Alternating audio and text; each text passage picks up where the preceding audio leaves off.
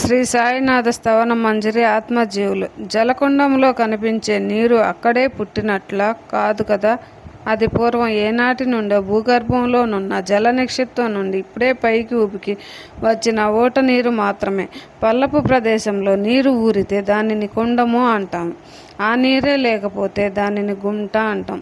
నీరు నిండటం, ఇంకడం అనే స్థితులు నీటికి సంబంధించినవి కావు. అవి కేవలం కుండమునకు మాత్రమే చెందినవి. కుండములో ఉండే నీరు తన మహత్వాన్ని ఎప్పుడు ఆ కుండానికి ఇవ్వదు. జనన మరణాలు తనువుకే గాని ఆత్మకు అన్వయించవు. నీటిని నిండుగా ఉండి కలకల్లాడుతూ ఉన్నప్పుడు కుండము గర్విస్తుంది. కానీ ఆ నీరే ఇంకిపోతే దీనావస్థకు చేరుకుంటుంది. ఈ మానవ దేహము ఒక కుండము. అందులోని నిర్మలమైన నీరే శుద్ధ చైతన్యం. జీవాత్మ కుండములనేకం, అయినా జలం ఒక్కటే. సాయిదేవ దయామయ, నీవు అనాదివి, జనన మరణాలకు అతీతుడువు. నీవే వజ్రాయుధమై నాలోని అజ్ఞాన పర్వతాన్ని ఛేదించి సమూలంగా నాశనమందించు, జ్ఞానోదయాన్ని కలిగించు. ఇంతవరకు ఈ భూమండలంపై ఎన్నో కుండములు అనగా జీవులు జనించాయి, ఇక ముందు కూడా ఉద్భవిస్తాయి. అట్టి ప్రతి ఒక్క కుండానికి అనగా జీవికి ప్రత్యేకమైన నామరూపాలుంటాయి. కల్పాంతం వరకు అవి అలా పిలువబడుతూ గుర్తింపబడుతూ ఉంటాయి. నిఖిల జగతిలోని సమస్త జీవుల యందు విరాజమానమై ఉన్నది ఒకే చైతన్య శక్తి, అనగా సకల జీవుల యందు ఉన్నది ఒకే ఆత్మ. అందుకే నీవు నేను అనే తారతమ్య భావం ఉచితం కాదు. అణువణువులోనూ వ్యాపించి ఉన్న ఒకే చైతన్య వస్తువును నీవు నేను అనే ద్వైత భావంతో చూడటం ఎంత మాత్రం సమంజసం కాదు. మేఘాలన్నింటి నుండి వర్షింపబడే నీరంతా ఒకటే. కానీ ఆ నీరు భూమిపై పడగానే నదీ నదములు, కాలువలు, సరస్సులు, బావులు, ఓటబావులు మొదలైన రకరకాల రూపాలు పొందుతుంది. గోదావరి నది గర్భంలో చేరిన నీరు గోదావరిగా పిలువబడుతూ పవిత్రంగా భావించబడి పూజలు అందుకుంటుంది. కానీ బావుల్లో, గుంటల్లో చేరిన నీటికి అంతటి విలువ ఉండదు. ఓ సాయి పరమాత్మ, నీవు అమల గోదావరి ప్రవాహం వంటి వాడివి.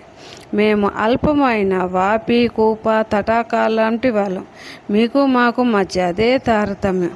ఓ సాయి గురువరా, మా జీవితాలు సార్థకం చేసుకోవడం కోసం మీకు సర్వస్వ శరణాగతులమై మీ దరి చేరం. ఓ పవిత్రమూర్తి, మమ్ము సదా రక్షించు.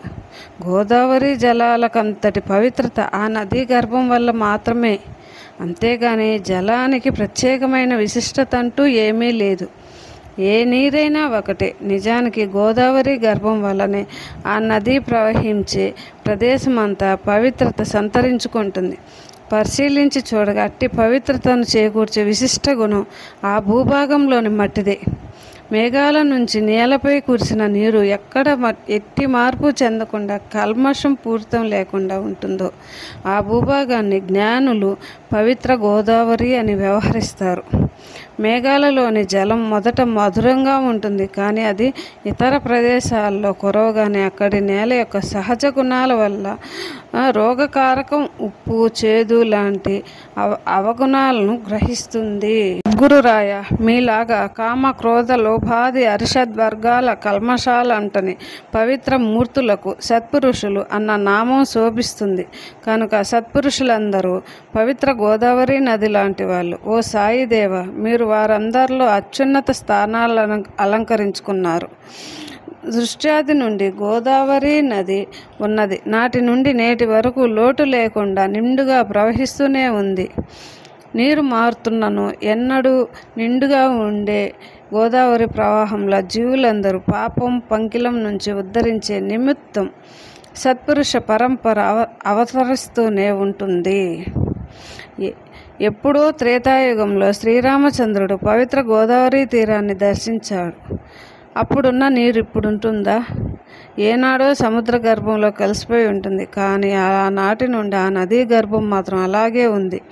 అప్పటి నీరు వాలుగా ప్రవహించి సాగరంలో కలిసిపోయినప్పటికీ నాటి నుండి నేటి వరకు గోదావరి నది గర్భానికి దానిలో నీటికి ఉండే పవిత్రత చెక్కు చెదరలేదు. ఏటేటా పాత నీరు పోయి నదిలో కొత్త నీరు వస్తూనే ఉంటుంది. అదేవిధంగా సత్పురుషులందరికీ ఈ సిద్ధాంతం వర్తిస్తుంది. ఓ సాయి పరమాత్మ, మీ పట్ల కూడా ఈ న్యాయమే వర్తిస్తుంది. సాయిరామ్.